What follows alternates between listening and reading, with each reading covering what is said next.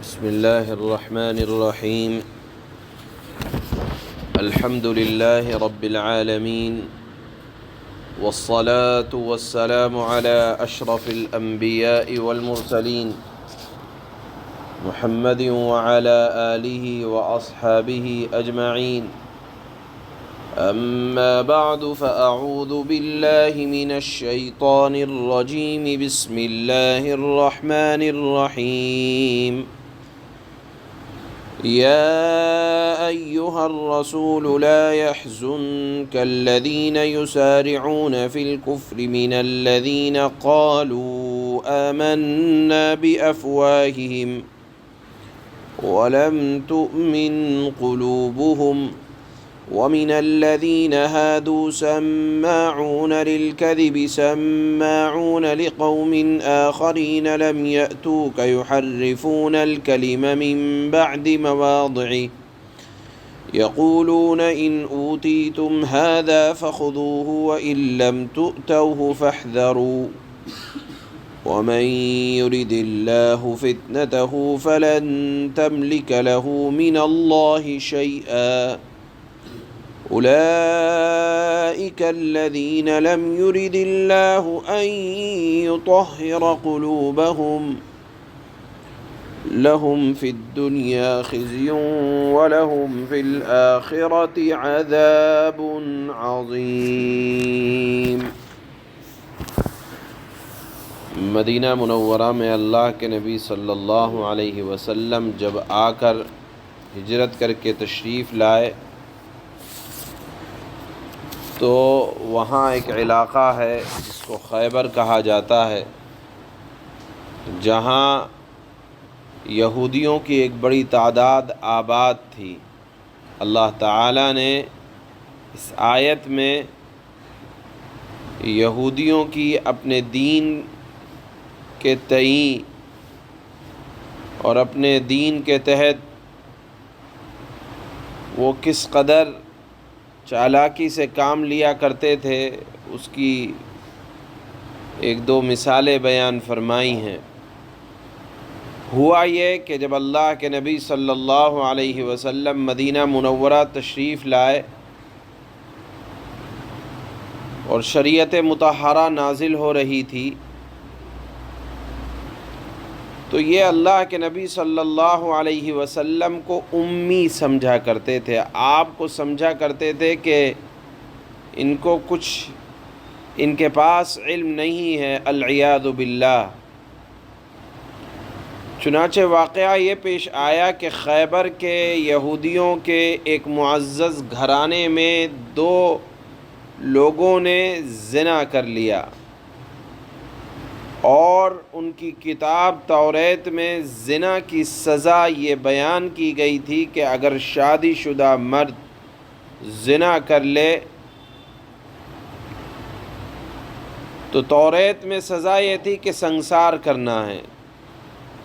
لیکن چونکہ یہود کے معزز گھرانے کے لوگوں نے، مالدار لوگوں نے یہ سزا کی، عزت دار لوگوں نے یہ گناہ کیا، تو وہ سزا جاری نہ کر سکے، اور انہوں نے اپنی طرف سے یہ حکم نکالا کہ ان کا زانی اور زانیہ کا منہ کالا کر کے گدھے پر سوار کر کے شہر میں گھما دو اور 100 تازیانے لگا دو، بات بن جائے گی. خیبر میں جب یہ واقعہ پیش آیا تو لوگوں نے مشورہ کیا، یہودیوں نے، کہ یہ مقدمہ حضرت محمد صلی اللہ علیہ وسلم کے پاس لے کر چلتے ہیں، دیکھتے ہیں وہ کیا حکم بیان فرمائیں گے. ان کے آپ کی خدمت میں آنے کا ایک تو مقصد یہ تھا جو حضرات مفسرین نے لکھا ہے کہ شریعت اسلامیہ کے بہت سے احکام یہود کے سامنے بھی آئے اور اس میں سہولت اور آسانی کی بڑی رعایتیں نازل ہوئیں. کچھ احکام توریت میں مشکل تھے، اللہ تعالیٰ نے اس کو آسان شریعت محمدیہ میں بنا دیا. تو انہوں نے سوچا کہ چلو یہ واقعہ چونکہ پیش آیا ہے مالداروں کا ہے، رسول اللہ صلی اللہ علیہ وسلم کے پاس چلتے ہیں، ہو سکتا ہے آپ کی شریعت میں کوئی آسان اور نرم حکم ہو اور اس آسان اور نرم حکم سے فائدہ اٹھائیں، اور توریت کی سزا یہ جو رجم سنسار کرنا ہے اس کو بدل کر قرآن کی آسان سزا پر عمل کر لیا جائے اور رجم سے بھی بچ جائیں، اور یہ بات بھی ہو جائے کہ ہم تو قرآن کے تئیں، قرآن کے احکامات کے تئیں ہمارا رویہ بڑا نرم ہے۔ چلو آئے وہ لوگ اور سوچا کہ اللہ کے نبی کو کیا پتہ ہوگا، کیا خیال ہوگا کہ ہماری شریعت میں اس کا حکم رجم کرنا ہے۔ آپ صلی اللہ علیہ وسلم کو وہ امی جانتے تھے۔ بہرحال مقدمہ اللہ کے نبی صلی اللہ علیہ وسلم کے پاس پہنچا تو اللہ تعالیٰ نے آپ علیہ الصلاۃ والسلام کو بذریعہ وحی یہ اطلاع دے دی کہ یہ آ رہے ہیں اور آپ سے یہ فیصلہ کرائیں گے، اور خود ان کی کتاب کے اندر یعنی توریت کے اندر زانی اور زانیہ کی سزا یہ لکھی ہوئی ہے۔ تو اللہ کے نبی صلی اللہ علیہ وسلم کے پاس جب مقدمہ آیا، آپ نے پوچھا کہ توریت میں زانی کی سزا کیا ہے؟ انہوں نے کہا کہ یہی سزا ہے کہ منہ کالا کر کے شہر میں گھما دو اور تازیانے 100 درے لگا دو۔ آپ صلی اللہ علیہ وسلم نے فرمایا کہ تم میں سب سے بڑا عالم کون ہے، توریت کا جانکار کون ہے؟ لوگوں نے کہا کہ فلانا شخص ابن سوریہ ہے۔ آپ نے کہا کہ ابن سوریہ کو بلاؤ، جو عالم ہے اس سے پوچھا جائے گا۔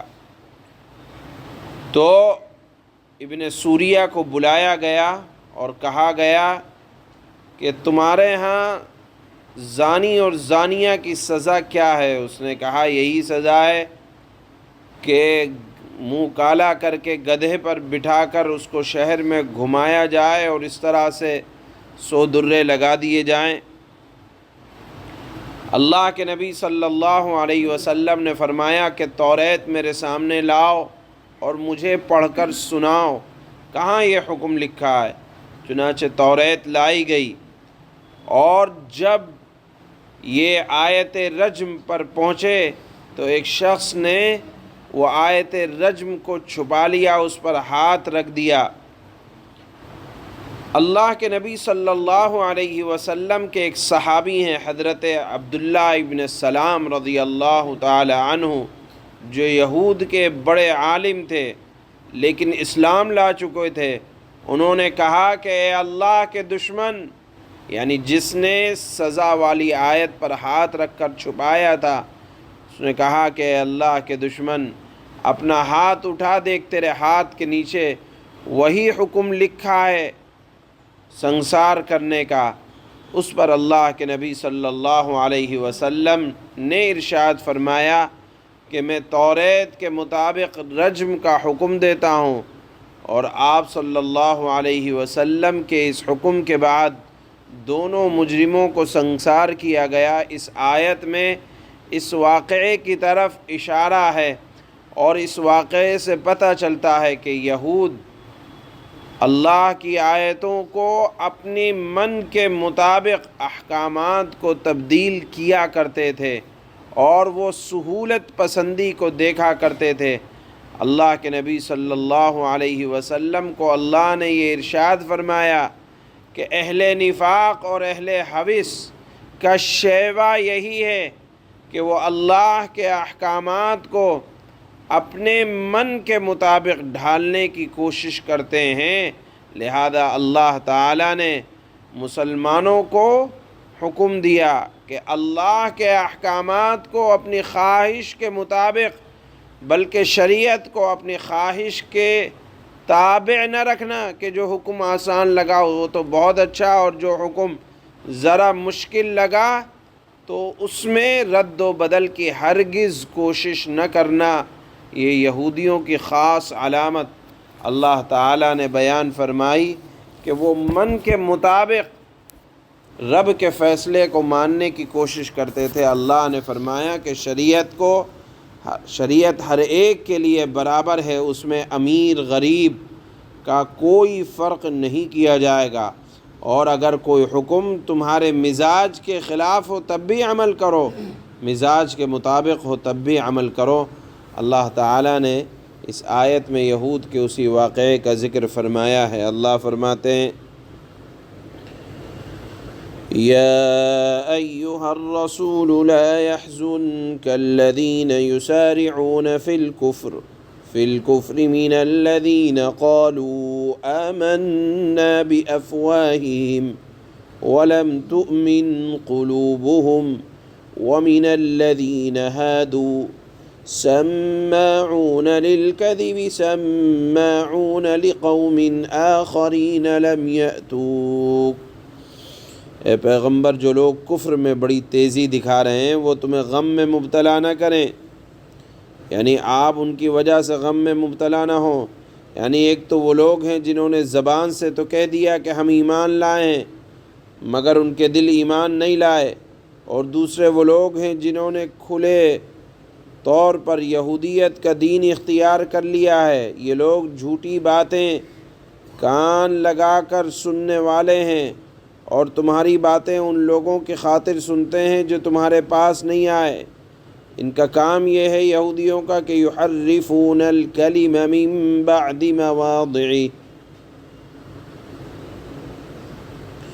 جو اللہ کی کتاب کے الفاظ کا موقع محل طے ہو جانے کے بعد بھی ان میں رد و بدل کرتے ہیں۔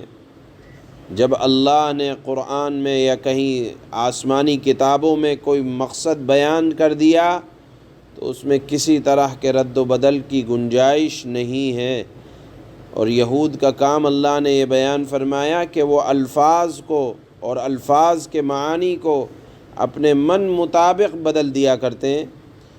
یقولون ان اوتیتم ھذا فخذوہ وان لم تؤتوہ فاحذروا، کہتے ہیں کہ اگر تمہیں یہ حکم دیا جائے تو اس کو قبول کر لینا۔ یہود آنے سے پہلے، اللہ کے نبی صلی اللہ علیہ وسلم کے پاس اس مقدمے کو لانے سے پہلے یہ کہہ رہے تھے کہ اگر اللہ کے نبی یہ فیصلہ دیں کہ منہ کالا کر کے گھما دو تو قبول کر لینا، اس کے علاوہ اگر کوئی اور فیصلہ یعنی سنساری کا دیں تو قبول نہ کرنا۔ اللہ نے اسی بات کو ذکر فرمایا، کہتے ہیں کہ اگر تمہیں یہ حکم دیا جائے تو اس کو قبول کر لینا، اور اگر یہ حکم نہ دیا جائے تو بچ کر رہنا۔ آگے اللہ فرماتے ہیں وَمَن يُرِدِ اللَّهُ فِتْنَتَهُ فَلَن تَمْلِكَ لَهُ مِنَ اللَّهِ شَيْئًا، اور جس شخص کو اللہ فتنے میں ڈالنے کا ارادہ کر لے تو اسے اللہ سے بچانے کے لیے تمہارا کوئی زور ہرگز نہیں چل سکتا۔ أولئك الذين لم يرد الله أن يطهر قلوبهم لهم في الدنيا خزي ولهم في الآخرة عذاب عظيم۔ یہ وہ لوگ ہیں کہ ان کی نافرمانی کی وجہ سے اللہ نے ان کے دلوں کو پاک کرنے کا ارادہ نہیں کیا، یعنی چونکہ اللہ نے دنیا کو آزمائش کے لیے بنایا ہے، اللہ تعالیٰ ایسے شخص کو زبردستی کسی کو راہ راست پر نہیں لاتا جو اپنے ہٹ دھرمی کی وجہ سے ضد پر اڑ جائے۔ یہ پاکیزگی اللہ تعالیٰ انہی کو عطا فرماتے ہیں جو خلوص کے ساتھ اپنی ہدایت کے طلبگار ہوں۔ تو اللہ نے یہودیوں کے بارے میں فرمایا کہ ان کے اندر ضد ہے، عناد ہے، ہٹ دھرمی ہے، تو اللہ بھی ایسے لوگوں کے دلوں کو پاک نہیں کرتا، ان کے لیے دنیا میں رسوائی ہے اور انہی کے لیے آخرت میں زبردست عذاب ہے۔ سبحان اللہ۔